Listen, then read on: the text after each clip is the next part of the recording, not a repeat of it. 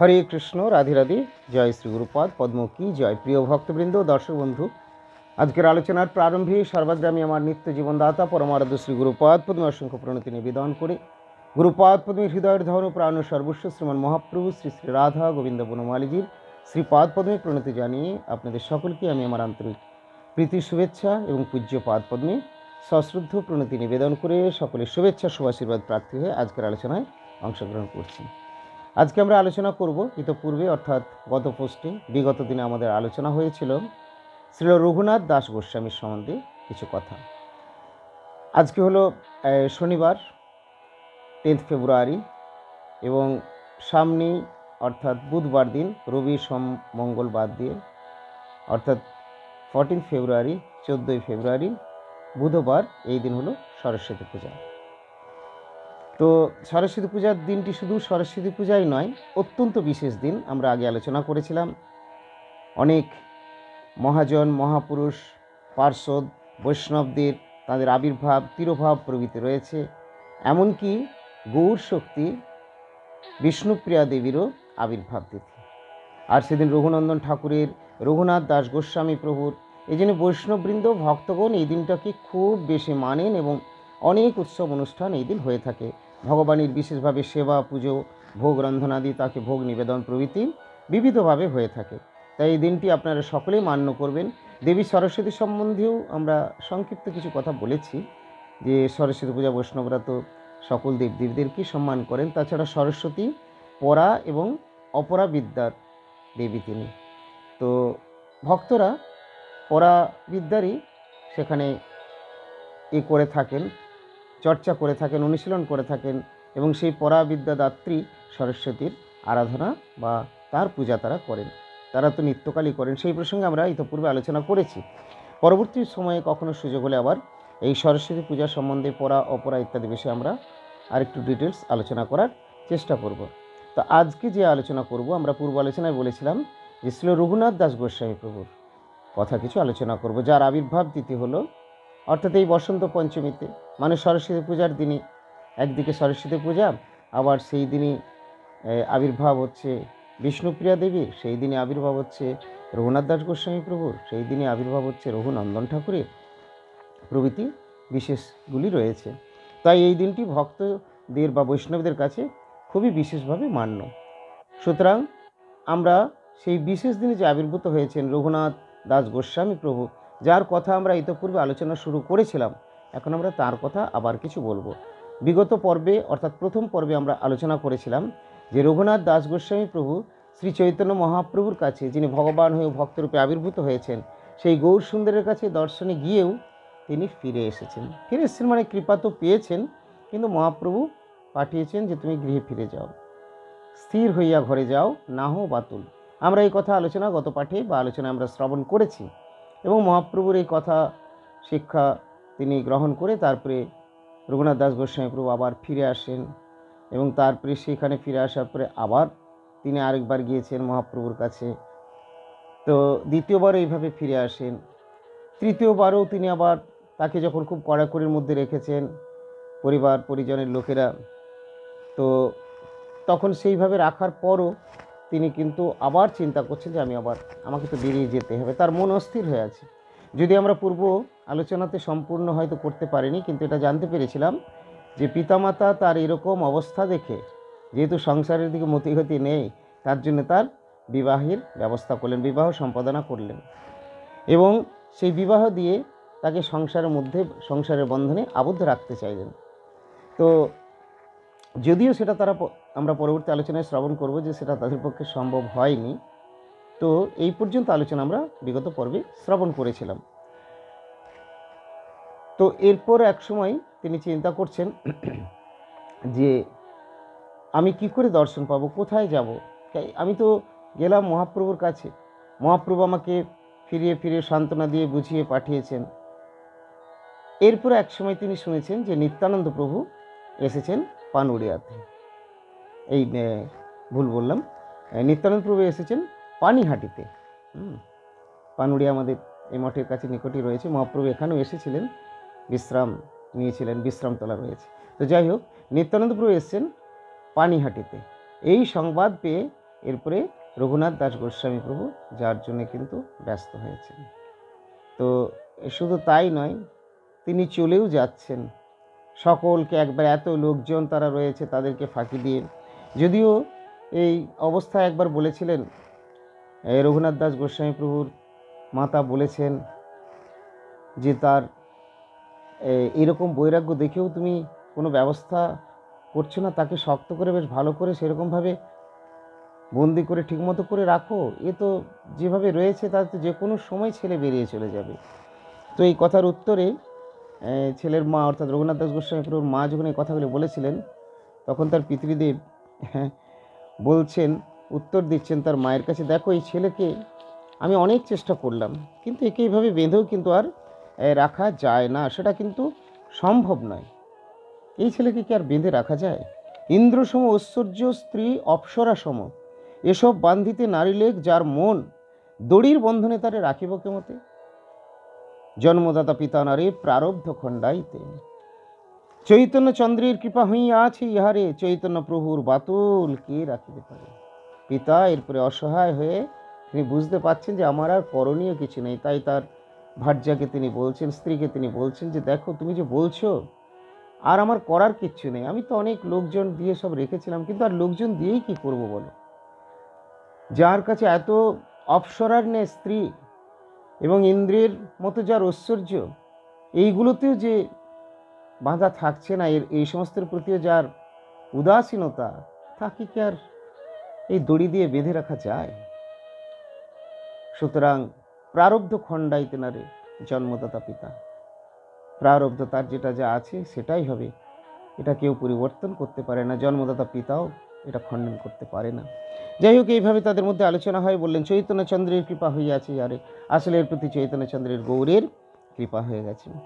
রঘুনাথ দাস কী করে সংসার থেকে মুক্ত হবেন চিন্তা করতে লাগলেন। এমন সময় সংবাদ এলো শ্রীমৎ নিত্যানন্দ প্রভু পানিহাটিতে এসেছেন। পতিতপাবন নিত্যানন্দ প্রভুর কৃপা হলেই সংসার মুক্তি সম্ভব, এই বিচার করে তিনি সেখানে উপস্থিত হলেন, যাওয়ার জন্য ব্যস্ত হলেন। এবং এক সময় অত সহজে পৌঁছে যাননি, গ্রন্থে অনেক বড় বর্ণন দেওয়া রয়েছে। আমি তো আপনাদের কাছে সংক্ষেপে হয়তো এই কথাগুলো বর্ণন করে চলেছি সময়ের জন্যে, কিন্তু অনেক সাধ্য সাধন করে, অনেক কষ্ট করে, অনেক ব্যবস্থাপনা করে তবে তিনি সেখান থেকে বেরোতে পেরেছেন। যাই হোক, সেই কথা আমি আর ডিটেলসে যাচ্ছি না, তাহলে অনেক সময় লাগবে। তো অবশ্যই সেখানে গিয়ে পৌঁছালো। যখন এইভাবে পৌঁছাচ্ছেন শ্রী নিত্যানন্দ প্রভু কৃপার্ধ চিত্র হয়ে তাকে জোরপূর্বক নিজের কাছে নিয়ে আসছেন। নিত্যানন্দ প্রভুকে যেখানে বসে আছেন বৃক্ষতলায়, তো দূর থেকেই রঘুনাথ দাস গোস্বামী প্রভু তাকে দর্শন করে প্রণাম করছেন। পিণ্ডার উপরে ভক্তগণ পরিবেষ্টিত হইয়া উপবিষ্ট শ্রীমৎ নিত্যানন্দ প্রভুকে দর্শন করত দূর হইতে দণ্ডবোধ প্রণাম করিলেন দূরের থেকে। আর নিত্যানন্দ প্রভু কৃপার্ধ চিত্ত হয়ে তাকে জোরপূর্বক নিজ সমীপে আকর্ষণ করত, তার মস্তকে পাদ পদ্ম স্থাপন করলেন এবং রঘুনাথের মনোভাব বুঝতে পেরে তার অভিষ্ট সিদ্ধির জন্য তার পার্শ্বদ বৈষ্ণবগণের সেবার ব্যবস্থা দিলেন। নিকটে না আইস চোরা, ভাগো দূরে দূরে, আজি লাগ পাইয়াছি দণ্ডিম তোমারে, দধিচিড়া ভক্ষণ করাহ মোর গণে, শুনিয়া আনন্দ হইল রঘুনাথের মনে। রঘুনাথকে বলছেন, চোরা, চোর, তুমি কাছে আসো না, তুমি দূরে দূরে ছুটে বেড়াচ্ছ, এইভাবে চুরি করে যাচ্ছ। এক কথার অনেকগুলি সুন্দর সুন্দর চমৎকার অর্থ রয়েছে। চোর মানে তোমার ভেতর অনেক ভক্তি বৈরাগ্য সব রয়েছে, কিন্তু তুমি নিজেকে লুকিয়ে রেখেছো, চোরের মতো তুমি গোপন করে রেখেছো। অপরদিকে হচ্ছে যে তুমি আমার প্রাণপ্রভু শ্রী চৈতন্য মহাপ্রভু, তার কাছে তুমি তো আগেই চলে গেছো, তোমার ভক্তিতে তুমি চুরি করে নিতে যাচ্ছ। তো এইভাবে নিত্যানন্দ প্রভু ইঙ্গিত বলছেন, এসো বেটা চোরা, তোমার আমি ব্যবস্থা করছি, তোমাকে আজকে পানিশমেন্ট, তোমার শাস্তি দেব। কি শাস্তি? দধিচিড়া ভক্ষণ করা হো মোর গণে, শুনে আনন্দ হইল রঘুনাথের মনে। আমার গণদেরকে, আমার ভক্ত যারা রয়েছেন, পার্শ্ব যারা রয়েছেন, তাদেরকে তুমি আজকে দধিচিড়া ভক্ষণ করাও, এটাই তো তোমার হলো শাস্তি। তো এটা শুনেই কৃপা নির্দেশনে রঘুনাথ দাস গোস্বামী প্রভু খুব উল্লসিত হলেন এবং তিনি সেই দধিচিড়ার আয়োজন করলেন। দধিচিড়া এত সামান্য হয়নি, প্রচুর প্রচুর লোক, এত এত লোক চতুর্দিক থেকে দধিচিড়া আসে, সেই দধিচিড়া ভোগ দেওয়া হয়, সকলে ভোজন করেন। একেবারে গঙ্গার মানে উপরে তো জায়গা তো নেই, গঙ্গার জলে নেমে নেমে দাঁড়িয়ে সকলে ভোজন করছেন। তো এরকম তার বর্ণন গ্রন্থে শাস্ত্রে রয়েছে। তো এইভাবে করছেন, একেবারে গলা পর্যন্ত জলে হয়তো নেমে কেউ ভোজন করছেন, এত লোকে একেবারে লোকারণ্য হয়ে গেছে। তো এইভাবে, আর সেই ভোজনে সেই দিন দধিচিরা উৎসব যে দিয়েছেন তাতে আবার মহাপ্রভু এসেও উপস্থিত হয়েছেন। শ্রী তাই বলছেন এখানে যে রঘুনাথ দাস গোস্বামী পরদিবস রাঘব পণ্ডিতের মাধ্যমে নিত্যানন্দ প্রভুর পাদপদ্মে কী করে শীঘ্র সংসার বন্ধন হতে মুক্তি এবং চৈতন্য পাদপদ্ম লাভ হবে অত্যন্ত কাতরভাবে নিবেদন করলেন। কার কাছে? রাঘব পণ্ডিতের কাছে, তার মাধ্যমে নিত্যানন্দ প্রভুর কাছে। কৃপার সমুদ্রে নিত্যানন্দ প্রভু রঘুনাথের মস্তকে পাদ পদ্ম স্থাপন করাতে বললেন। প্রথমেই পাদ পদ্ম কৃপা দিয়ে দিলেন। তারপরে কি বললেন? তুমি যে করাইলা এই পুলিন ভোজন, তোমায় কৃপা করে গৌর কইল আগমন। তুমি যে এই যে এত সুন্দর ভোজন করালে, তোমাকে কৃপা করে গৌর সুন্দর সাক্ষাৎ নীলাচল থেকে চলে এসেছে। কৃপা করি কইলা চিরা দুগ্ধ ভোজন, নিত্য দিকে রাত্রে কইলা প্রসাদ ভক্ষণ। তোমার সব ভোগ তুমি যা অর্পণ করেছ, মহাপ্রভু সব স্বীকার করেছেন, গ্রহণ করেছেন। তোমা উদ্ধারিত গৌর আইল আপনি, ছুটিল তোমার যত বিঘ্নাদি বন্ধনী। স্বরূপের স্থানে তোমা করিবে সমর্পণে, অন্তরঙ্গ ভৃত্য বলি রাখিবে চরণে। আগেই বলে দিলেন যে মহাপ্রভু তোমাকে কিভাবে কৃপা করবেন, কার কাছে রাখবেন, কোন সেবায় দেবেন, সব কিন্তু এখানে বলে দিচ্ছেন নিত্যানন্দ প্রভু। নিশ্চিন্ত হইয়া যাও আপন ভবন, অচিরে নির্বিঘ্নে পাবে চৈতন্য চরণ। এরপরে এটি নিতাই কৃপা করে দিলেন। এখানে একটা খুব বড় বিশেষ শিক্ষণীয় রয়েছে যে গৌরের কাছে, তথা গৌর তো ভগবান, সাক্ষাৎ ভগবান, মহাভগবান মহাহরি। তো এখানে এটাই দেখাতে চাচ্ছেন, বা প্রভুর লীলাতে এটি প্রকাশিত হচ্ছে, ভগবানের কাছে চলে গিয়েও, ভগবানের কাছে সেখানে প্রণতি জ্ঞাপন প্রার্থনা ইত্যাদি করেও ভগবানকে লাভ করার জন্য অখিল চেষ্টা বা প্রয়াসী হলেও যতক্ষণ পর্যন্ত না ভক্তের কৃপা হয় ততক্ষণ পর্যন্ত সেটা সম্ভব হয় না। তাই রঘুনাথ দাস গোস্বামী প্রভু বারে বারে শ্রী চৈতন্য মহাপ্রভুর কাছে গেলেও ফিরে এসেছেন বিভিন্নভাবে। এরপর স্থির করলেন আমাকে নিতাইয়ের কাছেতে যেতে হবে। যখন নিত্যানন্দ প্রভু আসলেন, তার চরণে লুটিয়ে পড়লেন। পরে নিত্যানন্দ প্রভু তাকে দধিচিরা উৎসব দিতে বললেন। সেই দধিচিরা উৎসবে শ্রীমন মহাপ্রভু এসে অংশগ্রহণ করলেন, তার প্রদত্ত ভোগ গ্রহণ করলেন। নিত্যানন্দ প্রভুর চরণে যখন পুনরায় প্রার্থনা করলেন কি করে আমার সংসার মুক্তি হবে, উদ্ধার হবে, নিত্যানন্দ বললেন তোমার আর চিন্তার কি, তুমি যে দধিচিরা ভোগ লাগালে সেই ভোগ সাক্ষাৎ গৌরসুন্দর এসে গ্রহণ করেছেন, তোমাকে কৃপা করে দিয়ে গেলেন, যাও তোমার আর কোনো চিন্তা নেই। আসলে মহাপ্রভু দেখাতে চাইলেন যে নিতাইয়ের কৃপা না হলে আমার কৃপাটা কী করে হবে, আর নিতাই দেখাতে চাইলেন এরপরে তোমার গৌরের কৃপা। তো এইভাবে গৌর নিতাই অভিন্ন। তিনি গৃহে প্রত্যাবর্তন করত, আর গৃহাভ্যন্তরে প্রবিষ্ট হলেন না, বহির্বাটি দুর্গা মণ্ডপে শয়ন করে থাকলেন। প্রহরীগণ সর্বদা জাগ্রত হয়ে রঘুনাথকে পাহারা দিতে লাগলো। দুর্গা মন্দিরে থাকতেন, আর গৃহে কিন্তু থাকলেন না। এই মনে প্রাণে তিনি সংসার ত্যাগ করে দিয়েছেন। তাই এই কথা সুন্দরভাবে বর্ণন হয়েছে যে একদিন শেষ রাত্রে যদুনন্দন আচার্য রঘুনাথের নিকট এসে বললেন তার শিষ্য সেবকটি ঠাকুরের সেবা ছেড়ে তাকে বুঝিয়ে সেবায় নিয়োজিত করতে হবে। তার শিষ্যটি ঠাকুরের সেবা ছেড়ে চলে গেছে, তাকে বুঝিয়ে সেবায় নিয়োজিত করতে হবে, এই কথা বলছেন। তো আসলে ভগবতী ইচ্ছাতেই যোগমায়া দ্বারা এটা চালিত হচ্ছে এবং এইভাবেই ঠিক হলো। তো রঘুনাথ দাস গোস্বামী প্রভু খুব উল্লসিত হলেন, দেখলেন এত বন্দির মধ্যে আমি রয়েছি, আমি একটা সুযোগ পেয়েছি। যদুনন্দন হচ্ছেন তাদের গুরুদেব, মানে কুলগুরু। তো এই কুলগুরুই যখন এইভাবে এসেছেন তখন তাকে বললেন ঠিক আছে। রঘুনাথ বললেন যে ঠিক আছে চলো তাহলে আমি যাচ্ছি। রঘুনাথ গুরুদেবের সঙ্গে চললেন। শেষ রাত্রে প্রহরীগণ তখন সকলেই নিদ্রা অভিভূত ছিল। শ্রীল রঘুনাথ অর্ধেক রাস্তা চলে যাওয়ার পরে গুরুদেবকে বললেন তিনি নিজে বুঝিয়ে সেবককে পাঠিয়ে দেবেন, তার জন্য চিন্তার প্রয়োজন নেই। তাকে ঘরে ফিরে যেতে নিবেদন করলেন এবং তার নিকট বিদায় আজ্ঞা গ্রহণ করলেন। কিছুটা এখান থেকে বেরিয়ে গেলেন প্রথমে তার গুরুদেবের সাথে, তবে এই গুরু ছিলেন কুলগুরু। যাই হোক, এখন সেই গুরুদেবকে বুঝিয়ে দিলেন যে গুরুদেব আপনি যান, আমি সেবককে বুঝিয়ে পাঠাবো, আপনি যান, আমি ব্যবস্থা করছি। এই বলে সেখান থেকে বেরিয়ে ব্যাস এই যে বেরিয়ে গেলেন, এই বেরিয়ে যাই হয়ে গেল রঘুনাথ দাস গোস্বামী প্রভুর সংসার ত্যাগ। তো এরপরে আবার অনেক বড় বড় সুন্দর লীলা কথা রয়েছে, আমরা সেগুলো আবার শ্রবণ করব। আজকে তো আমার সময় প্রায় শেষ হতে চললো, তবে এরই মধ্যে আমাকে আবার কয়েকটা কথা বলে নিতে হবে। আমি ইতোপূর্বে যে একটি আনন্দের সংবাদ পেলাম আপনাদের সঙ্গে সেটা শেয়ার করার চেষ্টা করব। শুধু আনন্দের নয়, মহা আনন্দের। আমাদের খুবই ভালো লাগলো এবং অনেক অনেক ধন্যবাদ দেব আমি আমাদের দেশের প্রধানমন্ত্রী বা ভারত সরকারকে, যে এত সুন্দর একটা জিনিসের আমরা দর্শন করতে পারলাম। কি দর্শন করলাম না, আমাদের বিশ্বব্যাপী গৌড়িয়া মঠের যে মূল প্রতিষ্ঠাতা আচার্য, যিনি হলেন মূল প্রভুপাদ ভক্তি সিদ্ধান্ত সরস্বতী গোস্বামী প্রভুপাদ, যার কৃপায়, যার শিষ্য প্রশিষ্যের মাধ্যমে আজকে ইস্কন গৌড়ীয় চালিত হচ্ছে, সেই মূল প্রাণপুরুষ মূল প্রভুপাদ জগৎগুরু শিষ্য ভক্তি সিদ্ধান্ত সরস্বতী গোস্বামী প্রভুপাদের 150তম আবির্ভাব পূর্তি তিথি পূজা। এবং সেই উপলক্ষে আমাদের ভারত সরকার তথা নরেন্দ্র দামোদর মোদিজি অনেক সুন্দর শ্রদ্ধা জ্ঞাপন করেছেন এবং বিশেষভাবে তিনি প্রকাশ করেছেন একটি 150 টাকার কয়েন, আর এছাড়াও ডাক টিকিট। সেই ডাক টিকিটে শ্রীশিল প্রভুপাদ সরস্বতী গোস্বামী ঠাকুরের দিব্য শ্রীমূর্তি তার রয়েছে। এছাড়াও আরও বেশ কয়েকটি যিনি প্রকাশ করেছেন। এবং শুধু তাই নয়, তিনি আবার শ্রী চৈতন্য মহাপ্রভুর সম্বন্ধেও অনেকগুলি কথা বলেছেন, অনেক সুন্দর সুন্দর কথা বলেছেন।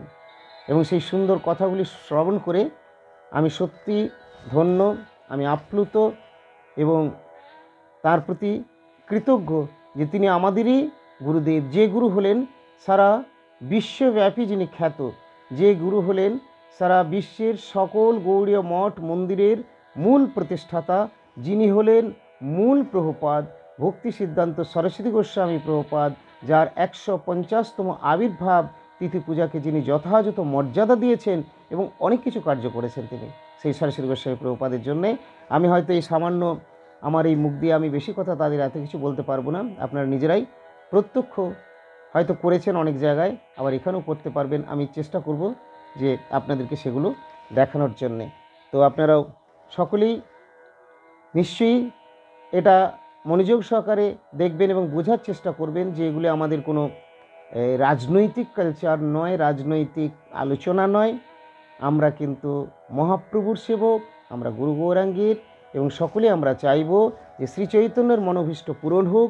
সেই মনোভীষ্ট পূরণ করতে পৃথিবীতে যিনি অবতীর্ণ হলেন ব্যাসাবতার, অভিন্ন ব্যাসাবতার ছিল প্রভুপাদ ভক্তি সিদ্ধান্ত সরস্বতী গোস্বামী প্রভুপাদ, তাকেও সারা বিশ্ববাসী জানুক, মানুক, বুঝুক। জয় শ্রীল প্রভুপাদ কি জয়, জয় অনন্ত ভক্ত বৈষ্ণব বৃন্দ কি জয়। আমরা দেখেছি যে শ্রীল প্রভুপাদের এই আবির্ভাব তিথি পূজা উপলক্ষে বাগবাজার গৌড়ীয় মঠ যে আয়োজন করেছেন, এবং সেখানে নরেন্দ্র দামোদর মোদিজি, যিনি আমাদের ভারতের মাননীয় প্রধানমন্ত্রী, তিনি এসে উপস্থিত হয়েছিলেন।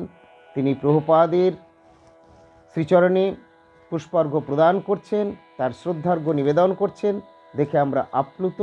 আমরা সেখানে উপস্থিত হতে না পারলেও আজকে এই সোশ্যাল মিডিয়ার মাধ্যমে আমরা সেগুলো দেখতে বা দর্শন করতে পারছি। আমরা ধন্য, আমরা কৃতার্থ। জগৎ আবার ধন্য হোক, সর্বত্র সারা বিশ্বে প্রভুপাদের কৃপা ছড়িয়ে পড়ুক, এবং প্রভুপাদ সরস্বতী গোস্বামী ঠাকুরের কৃপায় মহাপ্রভুর বাণী পৃথিবীর প্রত্যেকটি কোনায় কোনায় যেন সর্বত্র ধ্বনিত হতে থাকে, জগৎব্যাপী যেন হরিনাম হরি সংকীর্তনের প্রকাশ লাভ হয়। এটি আমাদের ইচ্ছা এবং প্রার্থনা। হরে কৃষ্ণ কৃষ্ণ কৃষ্ণ হরে হরে, হরে রাম রাম রাম হরে হরে।